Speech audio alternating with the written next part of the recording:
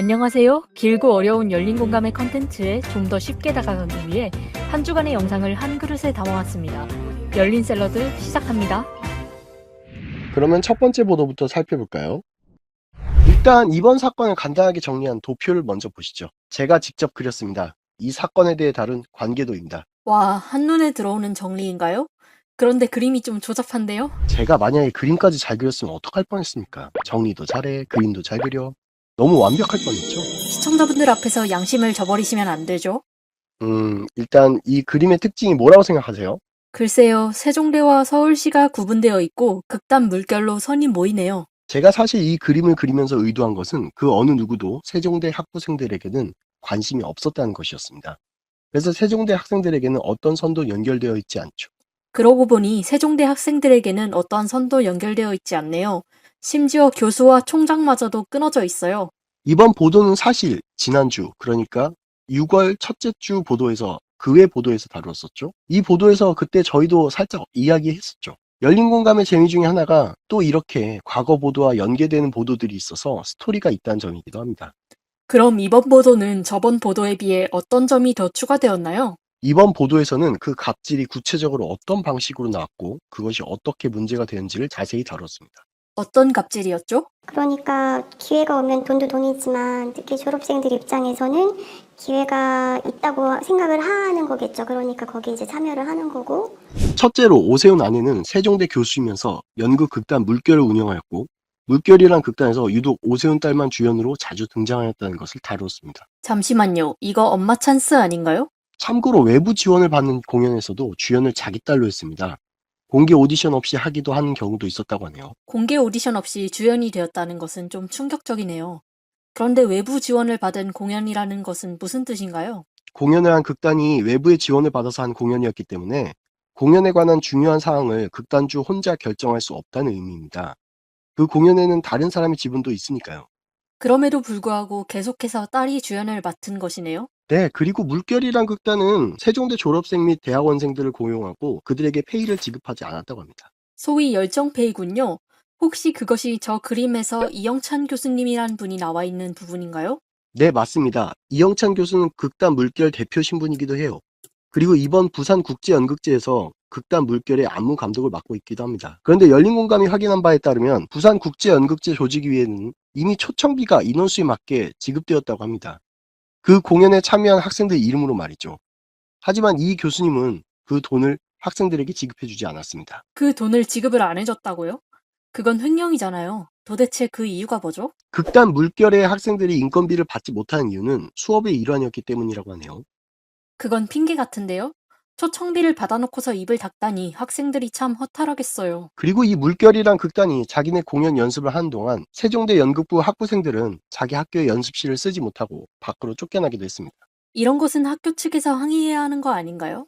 그런데 세종대학교 총장 및 교수, 조교들은 세종대 학생들의 불편에 대해 관심이 없더군요. 좀 확인한 결과로는 뭐 불법적인 부분이 발견됐다거나 좀 학생들의 민원이라든지 그런 것들이 제기된 사항들은 이제 전혀 없는 것으로 조금 확인이 됐고. 거기에 더해 이 물결이란 극단은 서울시 및 부산시 지원을 받은 경력이 있습니다. 근데 서울시에서도 이제 지원을 받고 있는 극단이고, 그다음에 더 지원을 받아?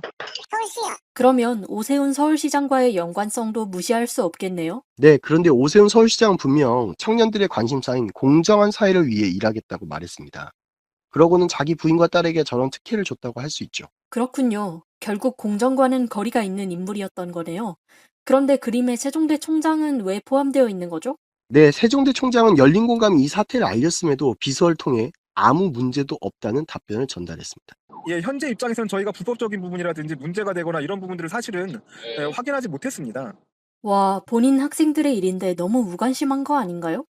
정리하면 물결이란 극단을 통해 오세훈 서울시장의 딸은 엄마 아빠 찬스를 받고 세종대 대학원생들은 착취를 당하고 세종대 학부생들은 갑질을 당하는 사이에 세종대학교는 철저하게 자기 학생들을 무시한 게 되는군요.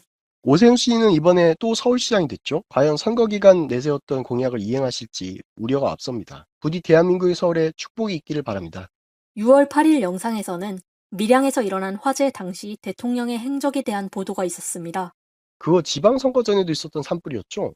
산불이 그때까지 있었다고요? 밀양 지역에서 산불이 처음 신고된 것은 5월 31일 9시 18분 경이었습니다.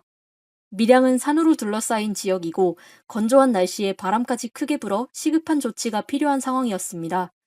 그러나 신고를 받고 도착한 인력은 화재를 진압하기엔 턱없이 부족했고 산불 진화에 매우 중요한 헬기는 오후에야 출동했다고 합니다.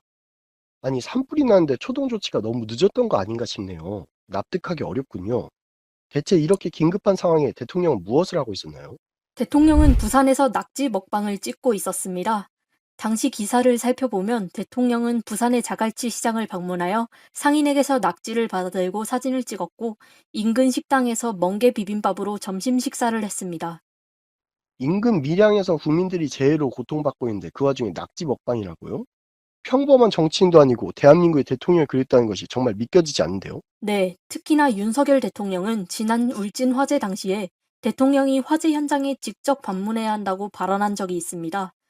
그런데 정작 본인이 대통령이 된 후에는 현장 방문은커녕 위로의 말조차도 전하지 않았던 모습을 볼 수 있죠. 이번 화재에 대한 보도도 매우 부족하지 않았습니까? 그렇습니다. 제보자에 따르면 지역 기자들에게 사태를 전했음에도 기사는 오후에야 그것도 두루뭉실하게 게시되었을 뿐이었다고 합니다. 또한 중앙 언론에서는 화재의 실태와 현장 상황에 대한 분석이 없이 단순 나열식 기사만 내보냈습니다.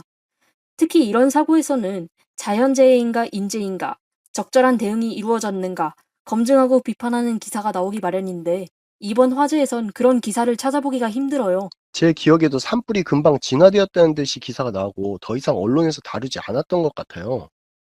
심지어 화재 발생 사흘 만에 주불이 90% 진화되었다는 기사가 나옵니다.